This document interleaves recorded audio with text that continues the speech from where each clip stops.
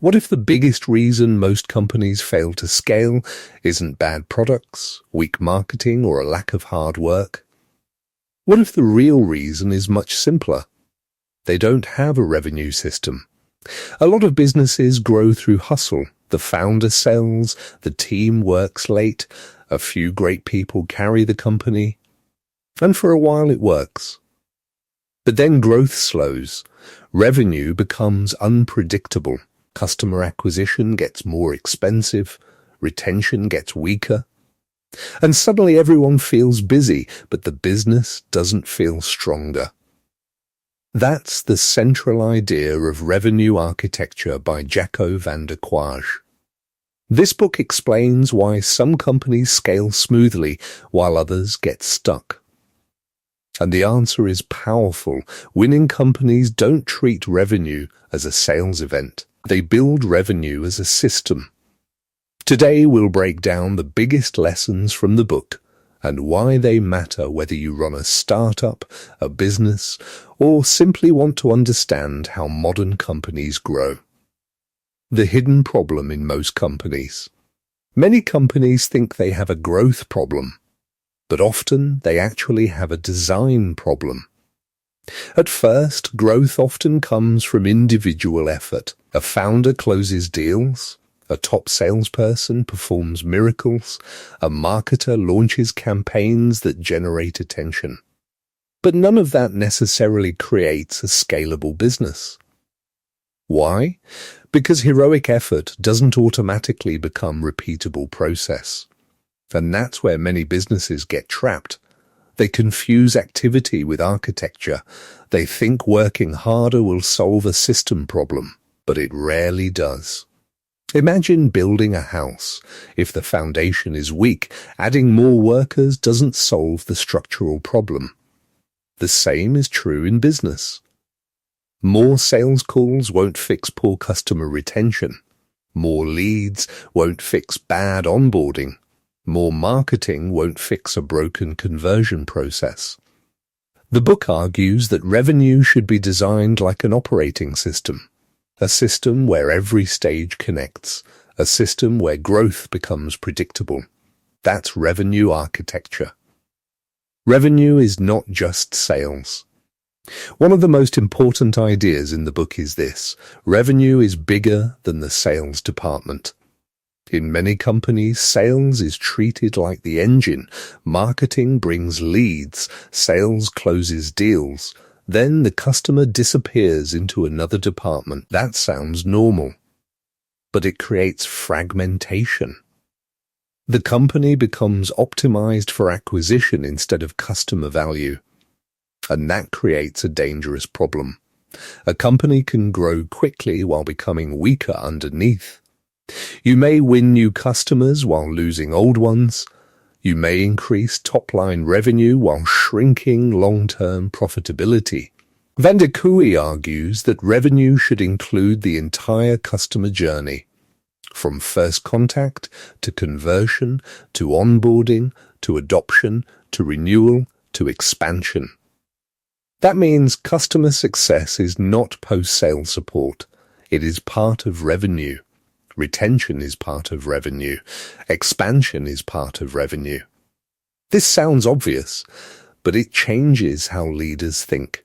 Instead of asking, how do we close more deals? They ask, how do we design customer outcomes that create durable revenue? That's a much more powerful question. The Bowtie model. One of the most famous concepts in the book is the Bowtie model. Traditional sales funnels usually look like this: lots of prospects at the top, a few customers at the bottom. End of story. But modern recurring revenue companies don't stop at the sale. The sale is the middle. That's where the Bowtie comes in. On the left side, awareness, leads, qualification, conversion. On the right side, onboarding, adoption, retention, expansion. That means customer growth doesn't end when money changes hands. It continues after the purchase. And this matters because in subscription businesses, the real economics happen over time. A customer who stays for years is far more valuable than one who buys once and disappears. That changes priorities.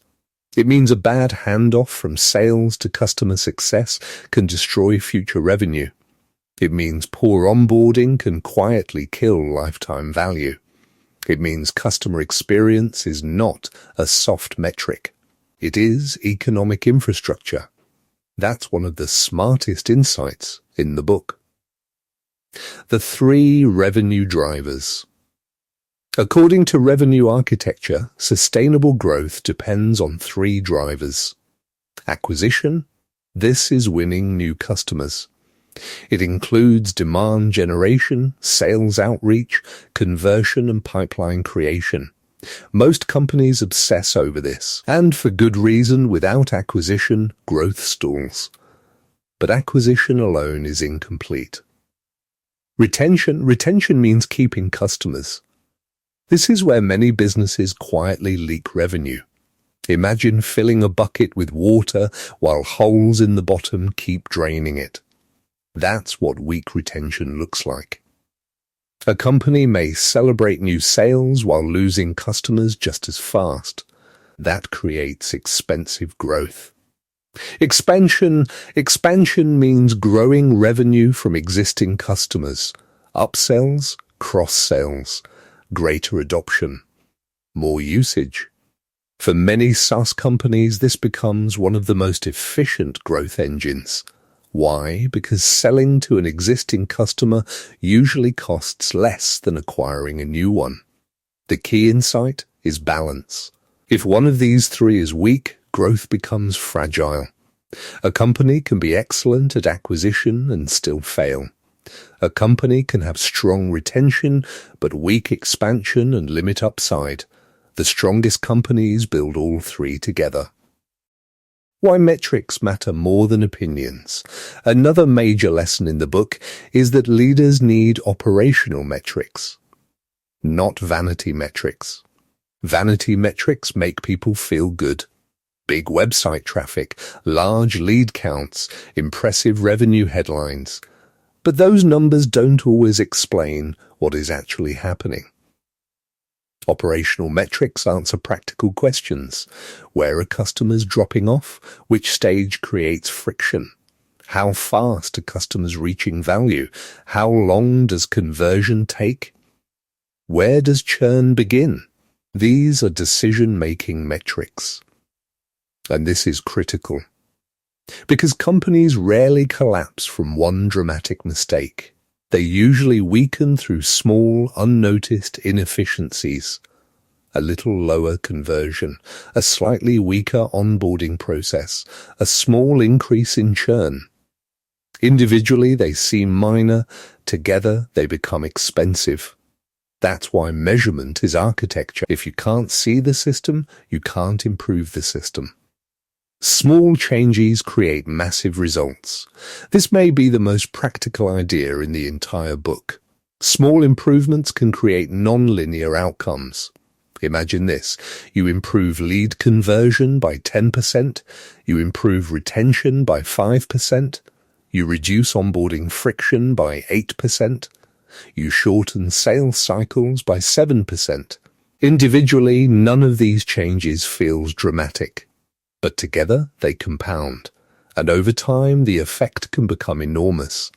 That's how smart operators think. They don't rely only on giant breakthroughs, they improve the machine. That mindset is powerful beyond business too. In careers, learning, fitness, and leadership, the compounding effect of small systems often beats bursts of motivation. That's one reason this book feels practical rather than theoretical. Why many companies hit a growth ceiling. There's a common pattern. A company grows quickly, then suddenly growth slows.